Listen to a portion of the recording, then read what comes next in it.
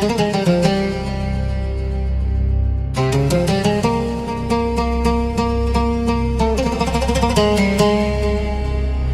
ایک ایسی داستان کا دروازہ کھولنے جا رہے ہیں جو نہ صرف اردو ادب کا سب سے بڑا شاہکار ہے بلکہ دنیا کی سب سے طویل، سب سے حیرت انگیز رزمیہ کہانیوں میں شمار ہوتی ہے۔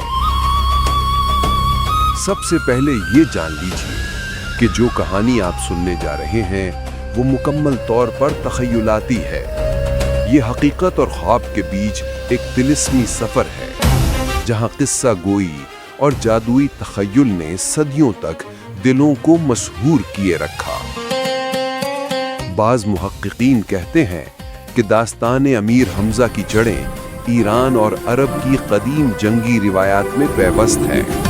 کہیں سستان کے سورما حمزہ کی گونج ہے، کہیں شام اور مصر کے اسماعیلی قلعوں کی بازگشت۔ یہ ایک ایسی تخلیق ہے جو تاریخ نہیں بلکہ تاریخ کے خوابوں سے بنی ہے۔ یہ ہے داستان امیر حمزہ، وہ داستان جو صدیوں تک مشرق کی محفلوں میں چراغ بن کر جلتی رہی، جسے داستان گو رات بھر سناتے اور سامعین ہوش و حواس بھول کر سنتے۔ 50,000 صفحات پر پھیلی، سینکڑوں کرداروں، ہزاروں مناظر اور جادوئی مہمات سے بھری ہوئی۔ اور اس داستان کے اندر ہے ایک طلسم، ایک ایسا طلسم جو ہوش اڑا دے، جسے کہتے ہیں طلسم ہوش ربا۔ یہ صرف ایک کہانی نہیں بلکہ اردو زبان کی سب سے بڑی تخلیق ہے۔ 9 جلدوں اور 10,000 صفحات پر پھیلا ہوا ایک جادوئی جہان، یعنی امیر حمزہ وہ سمندر ہے اور طلسم ہوش ربا اس کا سب سے جادوئی جزیرہ۔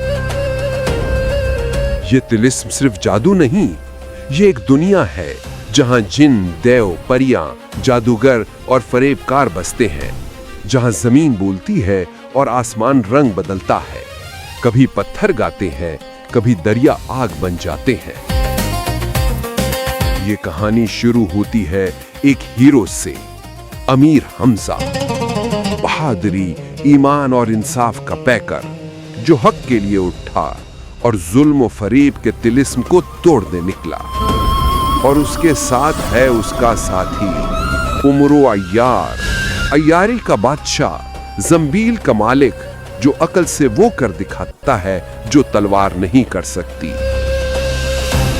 دوسری طرف اندھیروں کا شہنشاہ، افراسیاب، جادو کا امام، طلسم ہوش ربا کا خالق۔